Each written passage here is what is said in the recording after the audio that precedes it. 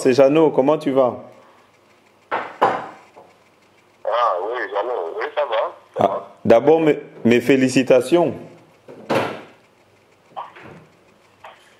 Ouais, mais bon, écoute, j'ai vraiment pas la tête à faire la fête. Hein. Avec ce qu'on entend qui se trame, ce qui se passe, ce qu'on voit, qu'on entend, des choses sûres. Mais c'est quoi qui est en train de se tramer? Même mon élection n'aura qu'un goût amer. Hein. Bon, il aura un goût amer si on ne se bat pas. Ouais, mais tu veux qu'on se batte comment, autrement que par les filets de sang, parce que et vraiment, c'est ça qui me fait enrager, parce que je ne peux pas comprendre que des gens qu'on a demandé à des élections, vont aux élections et puis après on se met à se tuer. Oui. Et en fait, dans ce cas, ils ont été aux élections, ils ont gagné ces élections. Donc on leur vole la victoire et on les tue. C'est vraiment le comble de la bêtise. Hein. Mais c'est ça ma question est de savoir maintenant, en fait, les gens de l'Union européenne qui sont venus hier, ils sont venus voir le président pour lui apporter quel message? Bon, d'abord, moi, je suis encore en Bougimaï, mais d'après ce que j'ai cru comprendre, ce que j'ai glané comme info, on ne peut pas tout me le donner. On ne peut pas tout me les donner au téléphone, il faut bien comprendre. Oui. Ils sont venus, ils ont parlé de paix, hein, donc demander de reconnaître en cas de défaite et d'être modeste en cas de victoire. Voilà. D'accord. Mais maintenant, ici, les médias qui sont un petit peu neutres proclament que le président Tshisekedi a une large avance et que en cas de victoire de Kabila, ça sera un petit peu difficile de faire avaler ça à la population parce que les chiffres qui sont déjà sortis montrent une large avance du président Tshisekedi. Qu'est-ce que toi tu en penses et vers quoi est-ce qu'on est en train de se diriger d'après toi? Je pense d'abord que c'est vrai parce que je crois qu'il y a des sources comme la source du Vatican qui a sorti des résultats qui nous donnent 54 à 21, quelque chose comme ça. Donc, quasi le double. C'est pour ça qu'on dit que c'est irrattrapable, irréversible. Et puis, ceux qui ont suivi sur RFI, le secrétaire général de la conférence épiscopale du Congo, il a aussi affirmé que l'Église catholique, pour avoir eu un témoin pour 2 bureaux, bon, l'Église catholique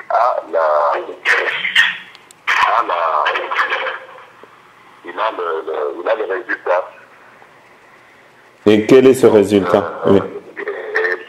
C'était une façon de dire que nous avons les résultats, nous attendons que vous proclamez exactement comme ils le font, comme nous les connaissons, et ne faites pas le contraire. Mais nos renseignements nous disent que le carnage est en préparation. Et ici, vraiment, j'aimerais lancer ce cri de détresse parce que des mouvements de troupes ont été observés. Les militaires en question qui composent ces troupes sont des étrangers, très bien identifiés.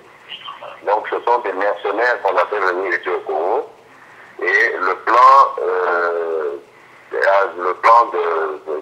est donc de cette façon, le 5 prochain, le 5 décembre, ils vont quadriller la ville. Et le 6, leur bonhomme là, du pasteur pasteur Moulundala, lui, il va annoncer évidemment sa comédie. Et là, ils sont prêts à casser tout ce qui bouge, taper sur tout ce qui bouge. Donc ils vont massacrer. Et avec la bénédiction, il faut le dire,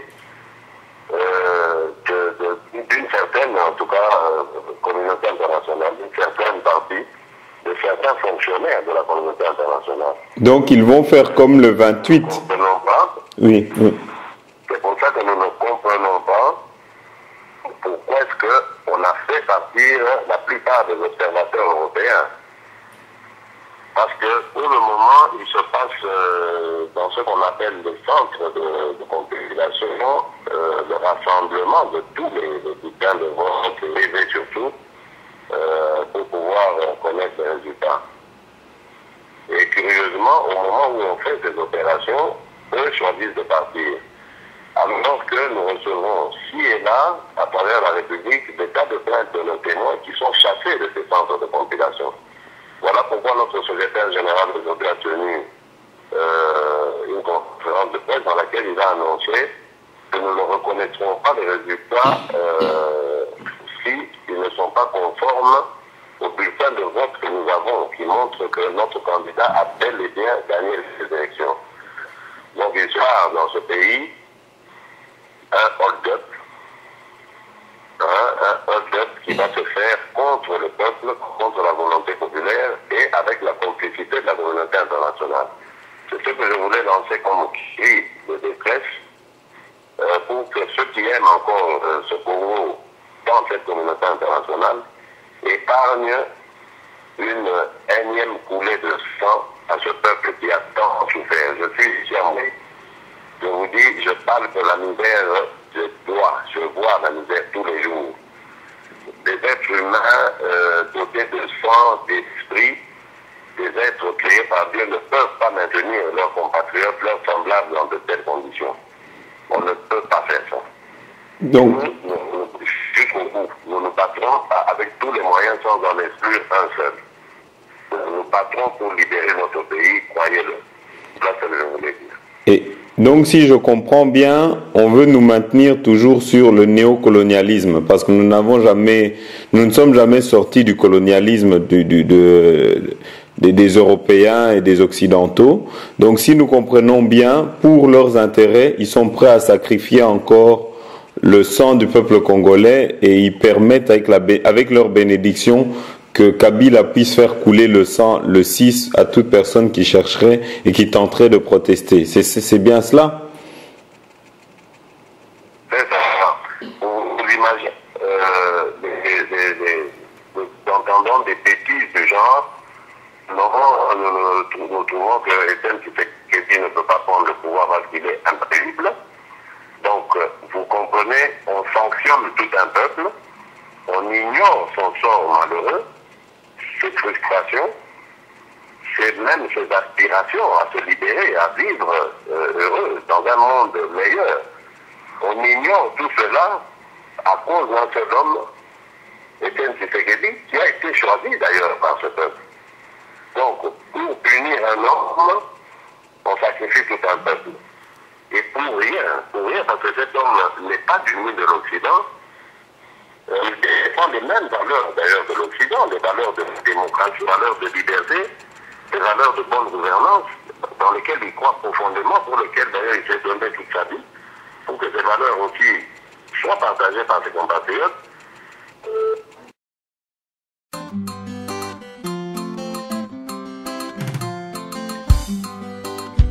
Aya, yaya chichie, Songisaina Rwanda. Yaya chichie, Songisaina Rwanda. Génocide bisoto lembio, Songisaina Rwanda. Baviol bisoto lembie, Songisaina Rwanda. Kokufa bisoto lembie, Songisaina Rwanda. Zalape bisoto lembie, Songisaina Rwanda. Mulili bisoto lembie, Songisaina Rwanda. Yaya chichie, Songisaina Rwanda. Delestage bisoto baye yango, Songisaina Rwanda. Moyibi bisoto baye o, Songisaina Rwanda. Bapoison bisoto baye, Songisaina Rwanda. Lokuta bisoto baye, Songisaina Rwanda. Zeng chantier ya lokuta Songisaina Rwanda. Yaya chichie, Songisaina Rwanda. Barebel bakotina Congo, Songisaina Rwanda. Arma ya boma Songisaina Rwanda. Shebeya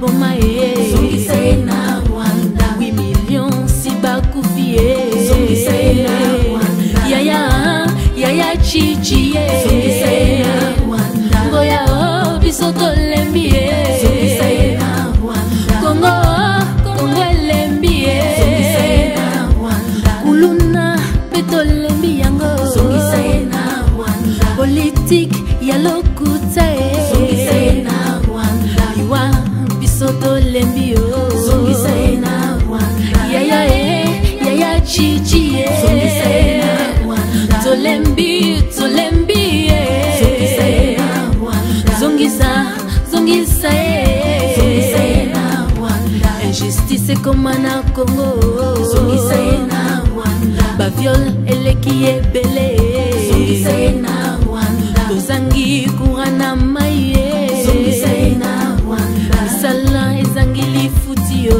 zongisa ye na Rwanda Tshisekedi wa mulu